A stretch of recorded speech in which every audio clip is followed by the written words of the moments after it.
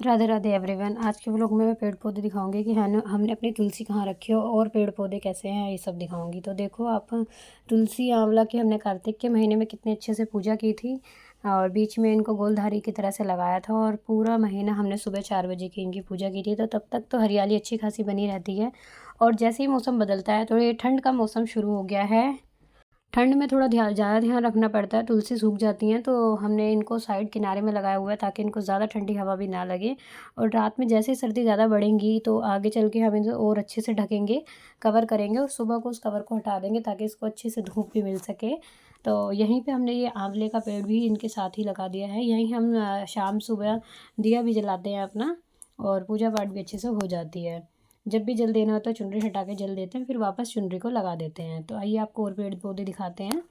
तो ये जो है, आपने देखा कि इन तुलसी में हमने कितनी पूजा पाठ की थी, तो वही श्रृंगार का सामान यहाँ पर चढ़ा हुआ है। तो अब मैं दिखाती हूँ आपको दूसरा पेड़। ये है हमारा बेलपत्री का पेड़।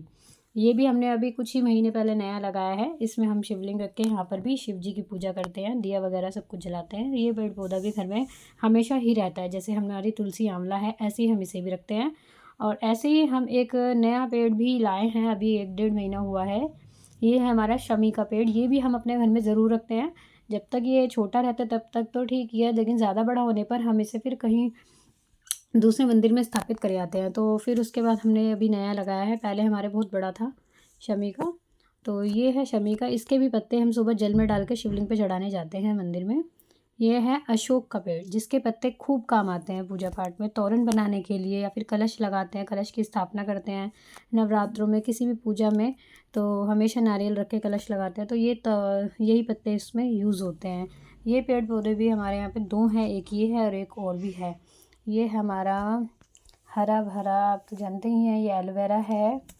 और ये भी बहुत घना है, बहुत सारे एलोवेरा के पेड़ पौधे हैं हमारे यहाँ। ये भी सर्दियों में बहुत यूज़ होता है।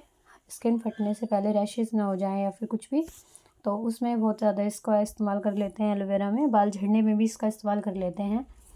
और इसीलिए एलोवेरा भी खूब हरा भरा है और इसमें कम पानी डालना पड़ता है, ये जल्दी से सूखता भी नहीं है।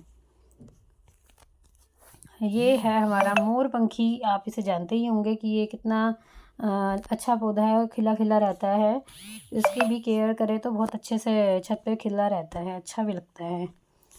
ऐसे ही हमारे और भी पेड़ हैं। ये अजवाइन का पेड़ है और ये हमारे यहाँ पे भी बहुत ज़्यादा उगता है, क्योंकि एक के बाद एक उगता ही रहता है ज़्यादातर।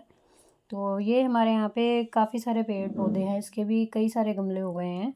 जैसे कि ये छोटा सा यहाँ पे रख दिया हमने, और एक ये बड़ा सा यहाँ पे रखा है।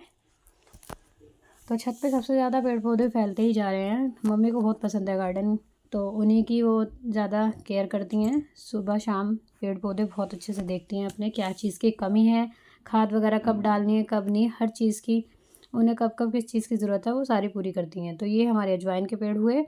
आपने देख ही लिया है कि कितने सारे थे, काफ़ी सारे हमारे पेड़ पौधे ने अजवाइन पे ही हैं। और अभी और भी बाकी पेड़ पौधे हैं। ये है गुड़हल का पेड़। इस पे भी बहुत अच्छे अच्छे से फूल कलियां खिलती हैं। सुबह सुबह कई सारे फूल, हम फ्लावर्स जो भी हैं मंदिर में चढ़ाते हैं तोड़ के, पूजा पाठ में खूब यूज़ होते हैं गुड़हल के पेड़। यहाँ पे हमारे कुछ गुलाब के पेड़ भी हैं। और ये हमारा वही अशोक का पेड़ है जो मैंने अभी आपको एक दिखाया था। और ऐसे ही ये दूसरा भी है, ये इतना लंबा हो चुका है, छत तक जाने ही वाला है, इतना बड़ा है। और जैसे ये ज़्यादा बड़े हो जाते हैं तो इन्हें भी हमें कहीं रखवाना ही पड़ता है। ये भी बड़ी बड़ी लीव्स वाला प्लांट है, जो कि सबसे ज़्यादा सुंदर ब्यूटीफुल लगता है छत पे, एकदम आर्टिफिशियल लगता है। तो हमारा चैनल कैसा लगा आज वीडियो, सब